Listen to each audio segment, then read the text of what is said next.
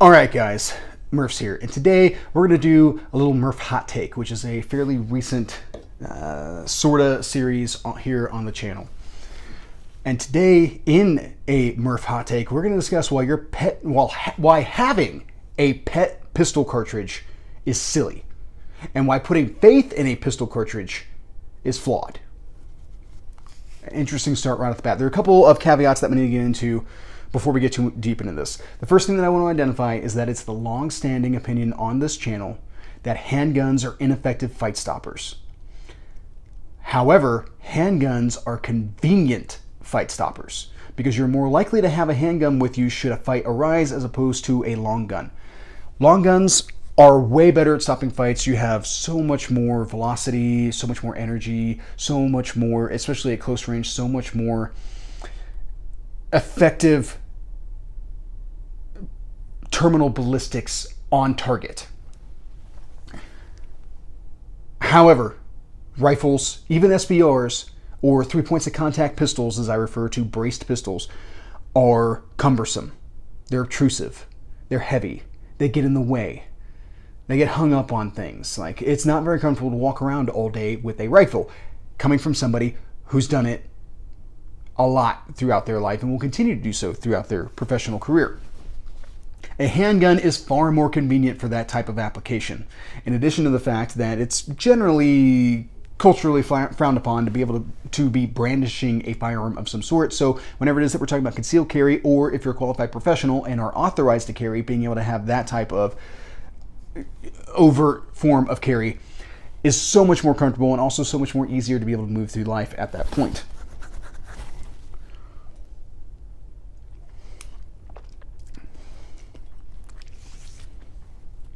Oh, that's good. That's been a while. So, handgun cartridges are acceptable in defensive situations because they are there, and the gun that you have with you for the fight is better than the gun that you wish you had that's sitting back at home. Now, the next thing I want to go over this. When we're talking about this, when we're going through this discussion, we're primarily going to stand upon fight-stopping ballistics. This is not going to be a discussion about velocity. It's like velocity and energy are going to enter the chat, just like bullet weight are going to enter the chat. And we're going to get much deeper into the contextual aspect of this overall discussion. In addition to, we're going to invoke FBI ballistic testing. Now, for those of you who don't know, FBI ballistic testing is done through a calibrated ballistic gelatin block and through 4 layers of denim. The idea of doing it through 4 layers of denim is to see if they can choke up the hollow point and turn a hollow point bullet into an FMJ and just have it like ice pick through and all that kind of stuff. The goal is to have 12 to 18 inches of penetration in that ballistic gelatin with 1.5 times expansion of your bullet.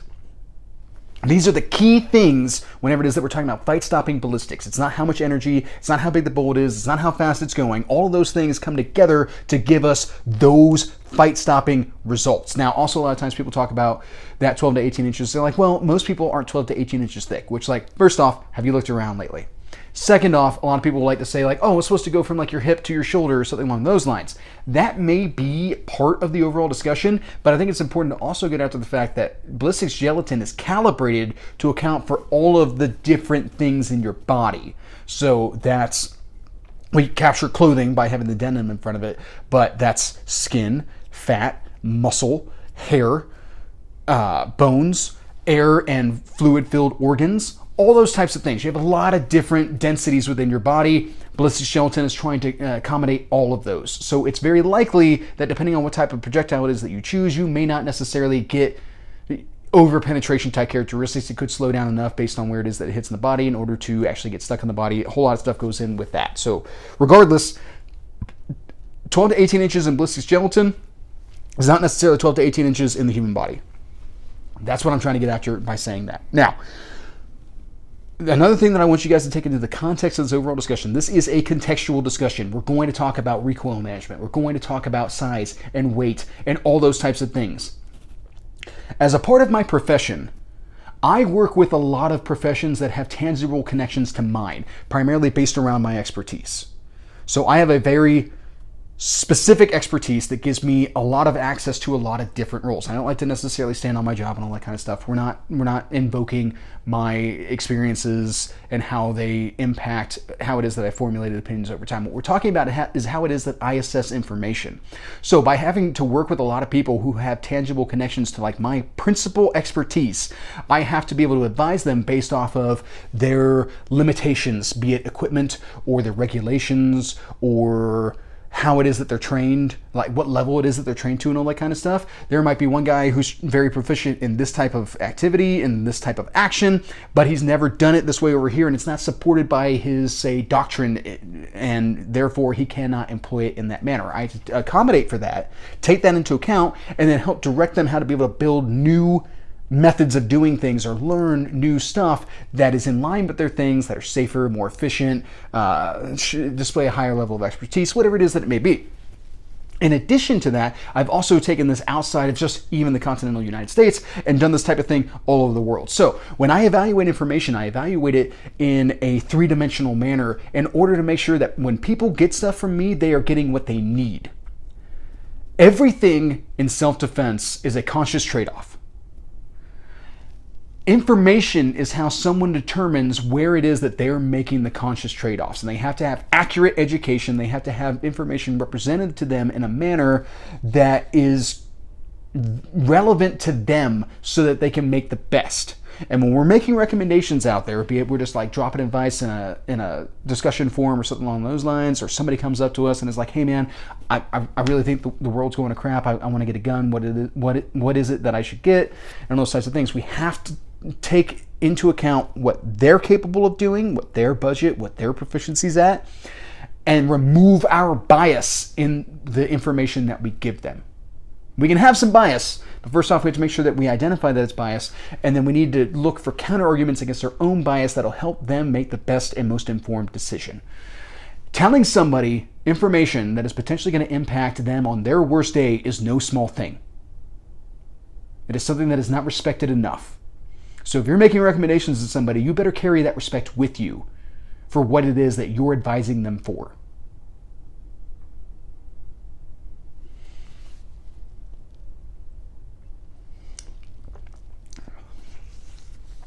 Like a little bit of honey in there. Oh man, that's good. All right, so with that, why don't we go ahead and break this down by different cartridges and kind of like bracket these things. 22s and like 25 autos. I did a video a while back talking about the suitability of 22 long rifle or a 22 caliber bullet, primarily looking at like rimfires in self-defense type situations. And I've gotten pushback on that video, which is what spawns this type of rant, if you will. I'm going to lead off with the contextual portion of this, and that is if you, by injury or physical disability, cannot operate a more potent firearm, you still have a right to self-defense. You still have a right to be able to employ a firearm for your self-defense. A 22 or 25 auto is acceptable at that point. That's like the bottom line up front. However, if you are capable of handling a more potent firearm, you should. And a lot of times people are like, well, I wouldn't want to stand in front of it. Hey man, I don't want to get shot with anything. I don't want to deal with the discomfort and all that kind of stuff of anything at all. I don't want to get shot with a BB gun. I'm not going to stand in front of somebody shooting a BB gun. That's silly. I don't feel like dealing with that. If I go play paintball, for instance, I'm not going out there to get shot. I'm going out there to shoot other people and not get shot by them because I don't want to get shot with paintballs. I don't want to deal with the minor inconvenience and the pain and all those types of things. It's just not my thing. Okay, it's not how I get down. So citing, oh, well, I wouldn't want to get shot with that is bare minimum specification. That is not an effective form of advice. It's actually the complete opposite. Birdshot may not necessarily kill you. I don't want to get shot with birdshot. Okay? That does not mean that I recommend birdshot for self-defense. That just means that I am a normal person who doesn't want to have a whole bunch of BBs penetrate my body but not kill me. That doesn't sound very fun. I don't feel like dealing with that.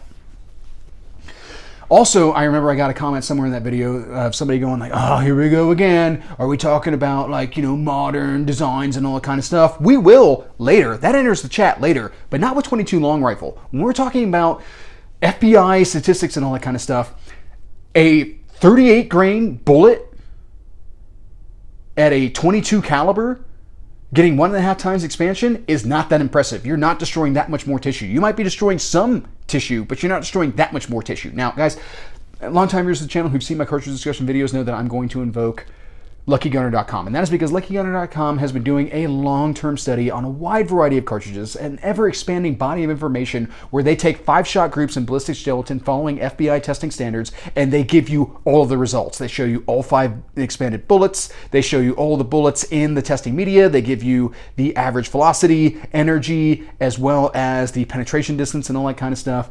It's pretty comprehensive, and their 22 long rifle data is abysmal. We're not meeting FBI standards. And if we're not meeting it in penetration, which is not that uncommon, we're definitely not meeting it in expansion, which is pretty common. So these are not the flexes that people think that they are. Yes, I don't want to get shot with a 22, but being that I'm a 35-year-old man who can absolutely handle a more potent cartridge, that's what I'm going to carry. Especially a more reliable cartridge, because that's one of the issues that you run into with rimfire cartridges, is they're not terribly reliable. 25 auto, don't think that I'm omitting that, is more reliable than a rimfire cartridge, because it is a centerfire cartridge, but it is not a good penetrator, it is not a good expander, and Lucky Gunner has information for that as well. These are not effective fight-stopping cartridges. Stop advocating for them.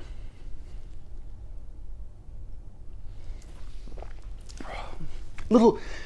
like high on the alcohol content on the nose, you know, like it kind of singes the nose a little bit, and it gives you like a little bit of that alcoholic bite, but there's just a sweetness to it that's really enjoyable. I gotta break the rants. I gotta break up the rants a little bit with a little bit of enjoyment of some good scotch. Okay, so going from there, 32 ACP and 380. I've done a video on the 32 ACP, and this is below what I consider to be minimal, whereas 380, I've also done a video on both of those videos in the description, are on the other side of minimal. However, they're both very close. In my opinion, when it comes to the 32 ACP, I'm better off running solids, because I'm probably not going to get the penetration nor the expansion that I want to get, because 32 is not that popular anymore. It's not going to have a lot of the hollow point loads available for it and all that kind of stuff, and those that are available probably don't penetrate all that great. So I might as well just go ahead and go with some sort of FMJ or hardcast bullet and hope that I'm poking holes in something that really matters and starting a timer instead of a switch. Now, that's something you have to take into account there, is that target probably needs to get a lot of holes in it in order to make sure that that timer is running down as fast as possible. That is a conscious trade-off you have to make, and that conscious trade-off makes sense if you're talking about some very, very small 32 caliber handgun, like a NAA Guardian, used to be known as the C-Camp. That I'm prioritizing being able to have like the smallest carry gun I possibly could in a lighter recoiling, easier to handle cartridge that I'm just gonna empty the magazine into somebody on. That guy gets every round that I have available to me right now, and hopefully he's going to bleed out before he has a chance to do anything else to me. That's pretty last ditch right there. I don't want to start with plans that land me on last ditch options. That's just a mindset thing for me. I want to have tools that are adequate to the job. Even if I'm defaulting to like what my lowest expectation is, which in this case would be the 380 ACP, I'm still going to pick good rounds that'll give me good penetration and expansion dynamics and all that kind of stuff.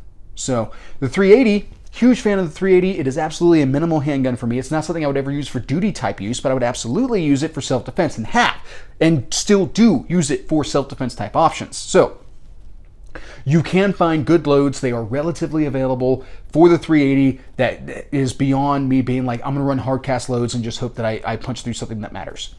I don't want to default to that if I can avoid it. I like hollow points. I like destroying more tissue. I like getting that greater disruption and all those types of things.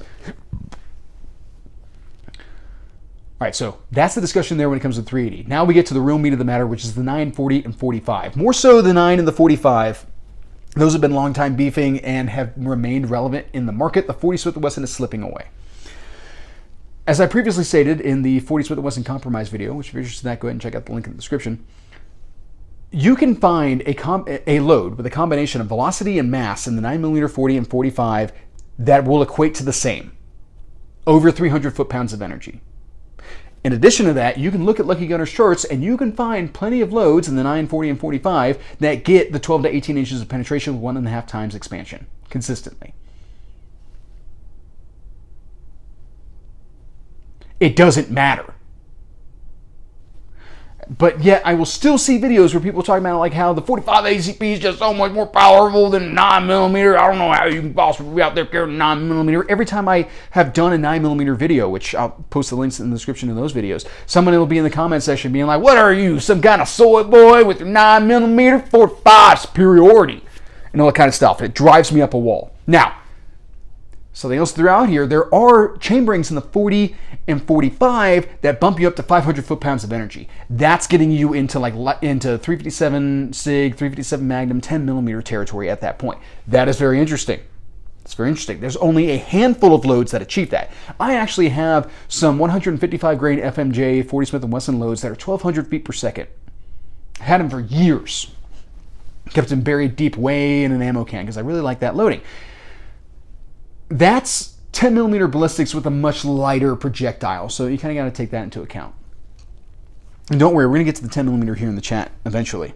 So, yes, there is a very potent 45 ACP loading. There's a very potent 40 Smith & Wesson loading.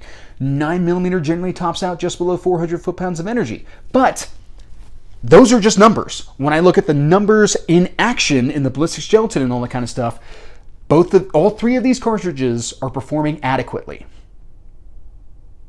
Now, once upon a time, we had an issue with metallurgy in bullets, and that was primarily bonding dissimilar metals. So having like a full metal jacket that was bonded to some sort of soft core that would allow a hollow point to expand effectively.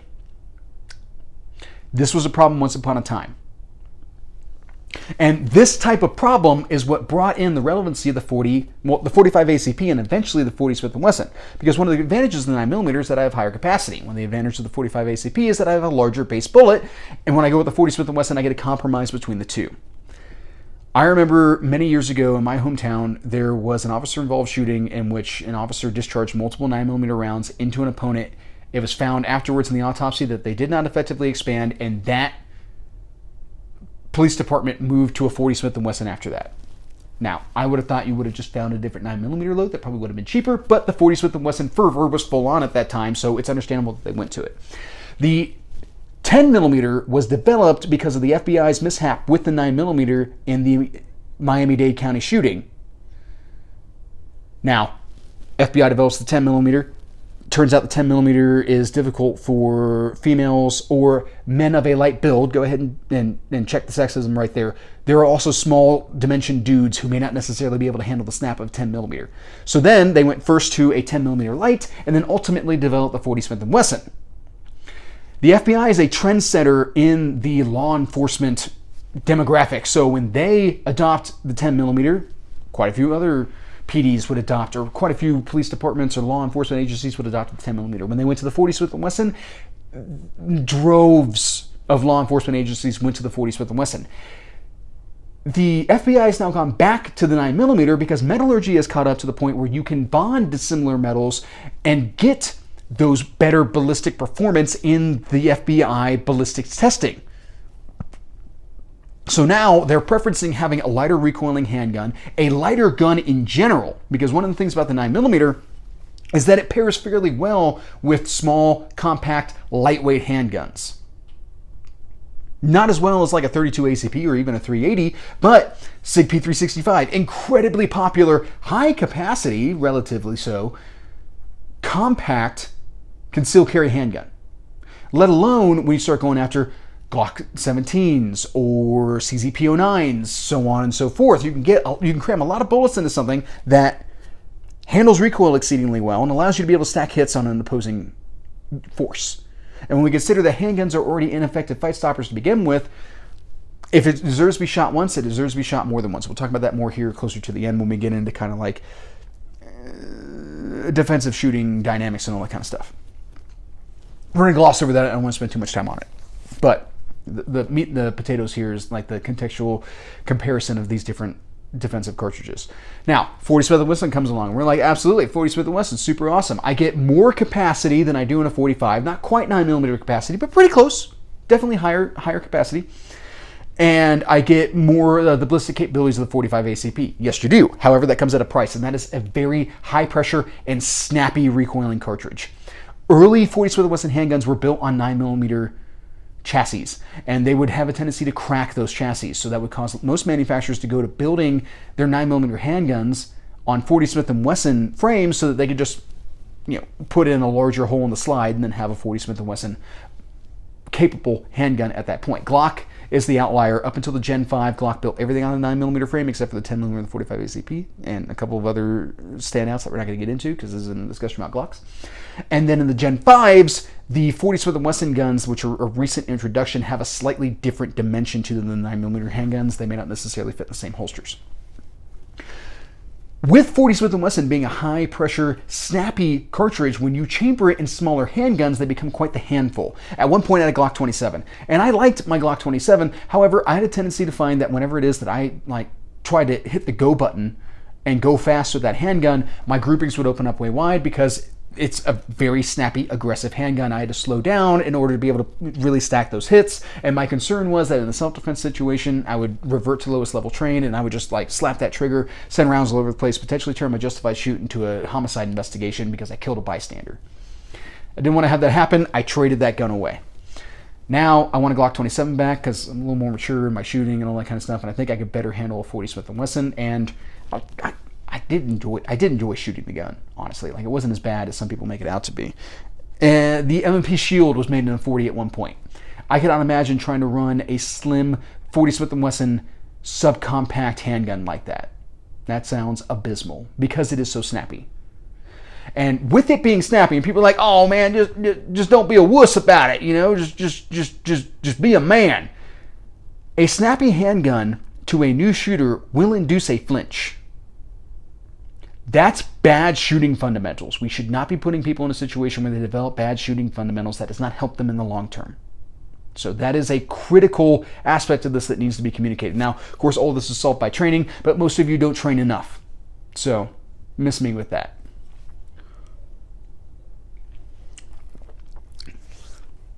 What about the 45 ACP, Murph?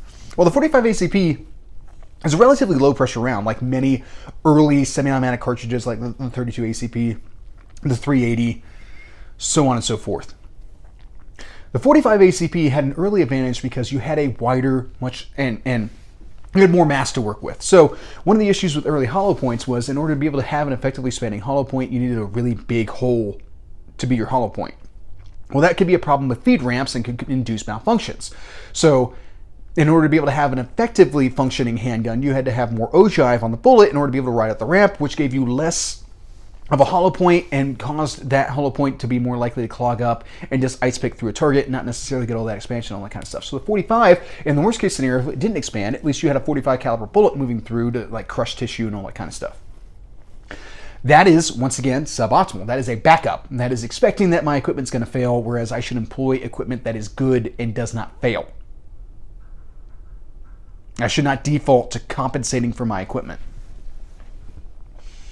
Now, that's what made revolver cartridges really fantastic because they could have these big wide cavities in them and you didn't have a feed ramp you had to worry about. We'll talk about that a little bit more here in a minute. The 45 ACP is not irrelevant by any means, especially with its recoil being characterized as more of like a push than a punch as opposed to the 40 Smith & Wesson. It definitely has a place, and I do like the 45 ACP cartridge. I enjoy shooting a 45 ACP chambered handgun for the most part. However, you do wind up going into a different frame, a much larger frame at that point for the most part. If you're talking about a more modern double stack magazine or something along those lines, you're looking at a much larger frame. At 1911, you're going to be dealing with diminished capacity, but you'll have a frame that's easier to grip. I'm not a huge fan of 1911 in current circumstances when there's so many fantastic polymer framed handguns out on the market for self-defense. If that's what fits you, if that's what suits you, more power to you. It's just not my bag. When we're talking about modern double stack capacity 45s, we're talking about very thick handguns. If we're talking about that person with a fairly light build with small hands or something along those lines, that gun's not going to fit them. That's going to make them not as accurate with the handgun. Since it doesn't fit their hand, they're not able to get the good shooting fundamentals that they're supposed to in order to be able to be effective with that gun. They should not be carrying a 45 at that point. Those are things that have to be taken into account. In addition to, if I try to put that cartridge into a small, lightweight, concealable handgun, with that bulkier frame and all that kind of stuff, you wind up with a really weird setup to a lot of like your features and stuff like that. So like on my 45 USP Compact, it's a small gun, but it's still a 45, so it's also big in some ways. But all of the pieces and parts, like the slide catch and the safety decock and all that kind of stuff, wind up being like really compressed in weird areas to where I wind up riding them in uncomfortable ways whenever it is that I'm shooting them. In addition to, there was also an MP45 shield that was produced. I would imagine that it's a pretty snappy gun. However, it wasn't necessarily the smallest gun in the world either. When you look at like the Glock 30, which is the subcompact 45 Glock, it's closer to the size of a Glock 19 than it is to, say, a Glock 26. So that kind of complicates, it may potentially, depending on your frame and how it is that you dress and all that kind of stuff, it may complicate your ability to actually be able to conceal carry the gun, while also not necessarily being that effective for duty type use. All right, so that's our kind of like back and forth between 9mm 40 and 45. There are places where each one of these cartridges absolutely excel, and it is an individual preference as to whether or not that cartridge is going to excel in the manner that you need it to excel. But 45 is more powerful is only a third of the discussion at best. And I'm so tired of hearing it. All right, so from there on, we'll go ahead and get into the 357 SIG, previously discussed on the channel, link in the description. 357 SIG is a wonderfully flat shooting cartridge, which, speaking of, there's actually another cartridge we're going to get back to here in a minute. It is a wonderfully flat shooting cartridge. It is a 40 Smith & Wesson round that has been necked down to a 9mm. We still get 40 Smith & Wesson capacity, which is better than that of a 45, still not as good as a 9mm. And we also get the 40 Smith & Wesson high pressure and snap and all that kind of stuff. So the only like subcompact gun that I can think of chambered in the 357 SIG is the Glock 33, and that thing would be an absolute firecracker. Real wrist rocket. And would not necessarily be something that I would default to carrying. But if you're looking at like a SIG 229 or something along those lines, that's a great pairing with the 357 SIG cartridge. And we're getting into like 500 foot-pounds of energy. There's lots of cartridges that do, you know, the FBI standards for expansion, penetration, all that kind of stuff. However, 357 SIG is more expensive than a lot of the other options. So something's got to really drive you to want this more expensive option. Now, speaking of flat shooting trajectory, I forgot to talk about the 5.7 by 28, also previously discussed on the channel, link in the description. The 5.7 by 28 is given almost mythic proportions because it has a 2,000 feet per second at the muzzle velocity and all those types of things, and has like armor penetrating capabilities and the proper load and all that kind of stuff. However, we do still have to take into account that it is a 22 caliber projectile. Now, it has a tendency to really keep, with its slender aerodynamic design, it has a tendency to really keep that velocity for distance. Like Henry at 9-Hole Reviews took a PS90 out to like 200 without any real change to his sights, which is like mind-blowing. That's fantastic. However, you're not necessarily going to get a lot of that hydraulic action and that temporary wound channel and all that kind of stuff that is significant with the 5.7. What makes the 5.7 interesting to me is its ability to be able to penetrate armor. Which, two things with that. One, hard armor is going to complicate that, as well as distance. And two, getting that ammunition is incredibly difficult. So when we're talking about like ballistic tips or hollow points or anything along those lines, it's still a 22 caliber projectile. I'm not getting that much more tissue disruption and all that kind of stuff than I would have already been getting if I just decided to ice pick through this guy. If you're running if you're running the armor piercing rounds, it is interesting to me that even though it's not like a significantly large bullet, anything that punches through armor and causes damage on the other side is worth it to me.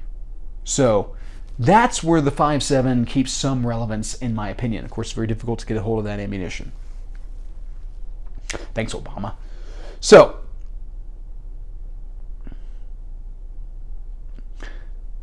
for the 357 SIG, why don't we go ahead and talk about the 38 Special real quick. The 38 Special stuck around for a very long time because you could get that wider cavity and all that kind of stuff in order to be able to have an effective hollow point and penetration, all those types of things. However, if you look at the ballistics, if you look at the numbers on a 38 Special, it's not good. You have 45 ACP velocities at like 850 feet per second with somewhere between like 9mm and 40 Smith & Wesson loads, closer to 9mm for the most part. So you're talking about like 125, 130, and 147 to 158 grain projectiles. That's not a lot of energy. However, looking at Lucky Gunners charts, we can find plenty of instances where there are effectively expanding 38 Special rounds. So 38 Special doesn't lose relevance in its ballistic performance, it loses relevance in its handgun platforms. Revolvers are no longer acceptable for any type of tactical or duty type use. They still have a bit of a following in self-defense type realms. I do carry 38 Special revolvers quite frequently. However, I would still recommend semi-autos and modern loadings over 38 pretty much any day of the week. Okay, that covers our 38 Special. Why don't we go ahead and talk about the 10mm real quick. In its heyday, the 10mm was a truly fantastic cartridge. However, most people are deluding themselves with the 10mm here today. I remember several years ago, a friend of mine and I were at the range. He was shooting his Glock 20, and he's like, man, this thing's just so smooth, and the 10mm is just so potent and all this kind of stuff. And I was like, yo, let me see that box of ammo real quick.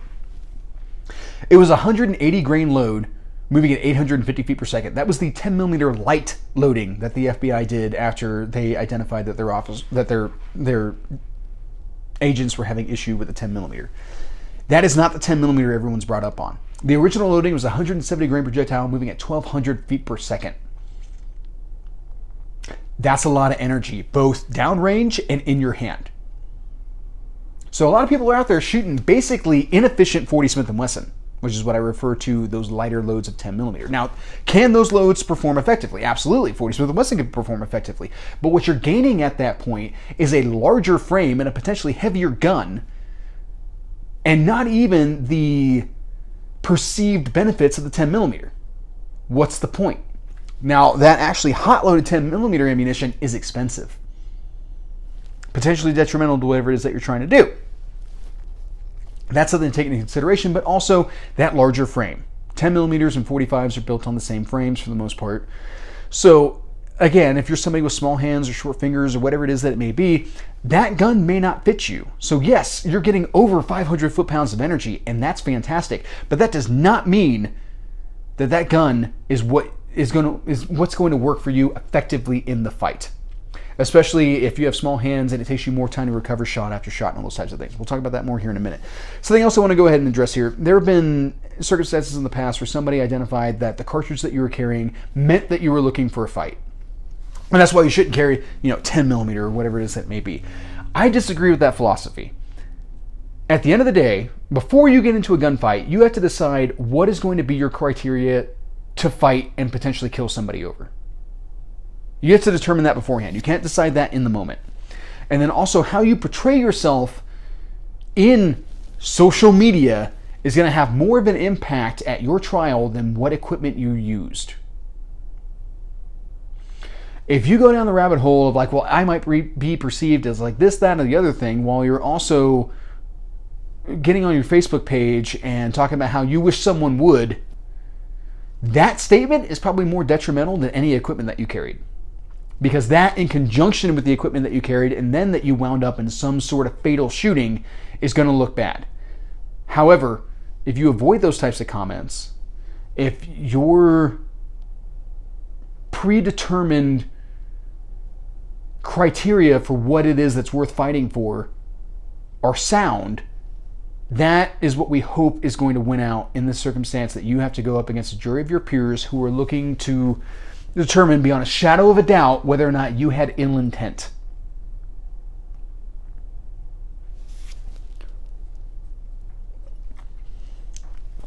All right, so with that, let's go ahead and start talking about our potent revolver cartridges. 357 Magnum, 41 Magnum, and 44 Magnum. 41 Magnum kind of being like the 40 Smith & Wesson go-between the 357 Magnum and the 44 Magnum. At different times, these have been service cartridges, and all that kind of stuff. When it comes to self-defense, I would imagine that you're going to find more viable 357 Magnum handguns for self-defense. However, I did a whole video on 357 Magnum's viability as well as a review of 357 Magnum. Links in the description.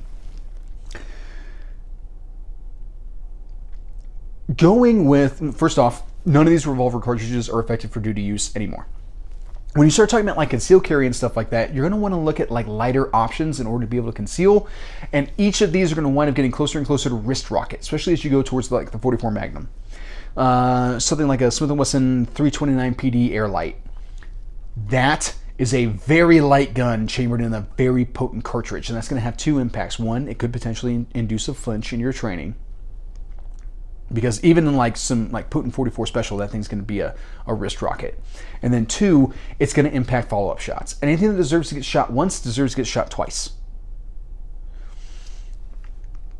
So you need to be able to account for follow-ups. We'll get into that more here in a minute. I would not consider 41 mag, first off, 41 mag is kind of difficult to find, so it really doesn't necessarily enter the self-defense chat all that well. 44 Magnum, it is, I think, a better woods cartridge that might potentially get used against man than it is a man stopper cartridge, like a default self-defense option. That's just my opinion.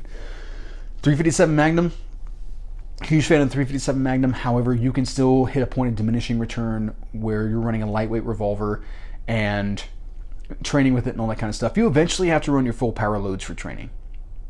You cannot dupe yourself with 38 Special and think that it's going to be the same thing in an actual gunfight. James Reeves did a review of an Airlight 357 Magnum, and that was something that he encountered was like, he could do the drills, and he could do the drills well enough. However, that gun was trying to climb out of his hand the entire time. And that's an important thing to keep in mind whenever it is that we're talking about splits and all that kind of stuff, let alone inducing flinches and bad shooting fundamentals and all those types of things. All right, now let's go ahead and talk about actual shootings, be it private or professional. A lot of people like to do the rules of three thing, where it's like, oh, 3 rounds at 3 yards in under 3 seconds, which you should definitely be able to do 3 rounds in under 3 seconds. That is a way. However, a couple things to take into account. First off, whenever it is that we talk about home invasions, there's a lot of videos of like little mini moving crews showing up to like steal all your stuff. Now, there's a line of thinking out there of like just producing a gun could potentially defuse a situation. No. If a gun comes out, it comes out because it is fighting. If the situation happens to defuse with the presence of a firearm, that's cool. But you're not going to pull your gun out and wave it around in order to defuse the situation. If you do that in front of somebody like myself, you have just escalated the situation. Because my assumption is that your intention is to use that firearm. We are fighting. We might not have been fighting before, but we are fighting now. Before, we were just arguing about, like, I don't know, a McDonald's cheeseburger or something like that. Now, one of us is about to die. Because I don't know what's going on inside your head. I just know that you produced a firearm. And that, to me, seems like intent to kill. We're fighting. There's a very narrow window where we can defuse the situation, and it will close very rapidly. So that is, once again, coming down to bare minimum preparation. Oh, if I just pull this gun out, those 5 dudes, they're going to run for the hills. Or they might decide to make a fight of it because they're afraid that you're just going to open fire wantonly and they don't want to die. So now, neither one of us want to kill each other. Neither one of us want to die over your stuff, but somebody's about to die over your stuff. Take that into account. Also, there's instances of people stealing cars by like blocking in a car, getting out, and then having like a little team of people like steal that car and then also take the getaway cars. You're probably going to fire more than 3 shots. Now, is the hope that if you fire any number of shots, those guys are going to be like, you know what, not worth it? Sure, until it's not. And there's a reasonable expectation that once you start including deadly force, somebody else is going to respond the same way. We don't carry guns because people are reasonable. We carry guns because people are unreasonable. So, it's kind of like if I was to get into a fist fight. I want the first punch that I throw to be the end of the fight. I want to hit him right in the reset button and lay him out. However, I have to be prepared for the idea that I might have to follow that up. I have to be prepared for the idea that perhaps my punch doesn't land appropriately and I have to throw more punches or do some blocks or throw some knees or whatever it is that it may be. I had to prepare that I'm going to be into a full-on worst-case scenario fight. And all of us need to be considering it in that manner. There are plenty of instances out there of somebody eating around straight to the chest and still coming on. In my training over many years, the biggest thing has been I am shooting until they are no longer coming at me. I am shooting until they are no longer effective in that fight. And it might be a round or two more after that because adrenaline's pumping and I'm not, I'm no doctor. I'm not completely certain that they are no longer capable of offering resistance. I am going to continue to shoot until I am certain.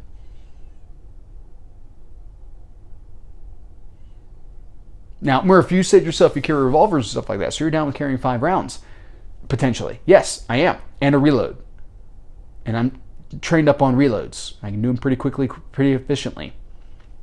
So I'm open to the idea that I might dump 5 rounds into somebody, reload, and potentially have to dump more. I'm A-okay with that. And if you're talking about in the duty type sense, we've seen plenty of instances where guys eat rounds and they keep coming, regardless of what caliber handgun they're being shot with.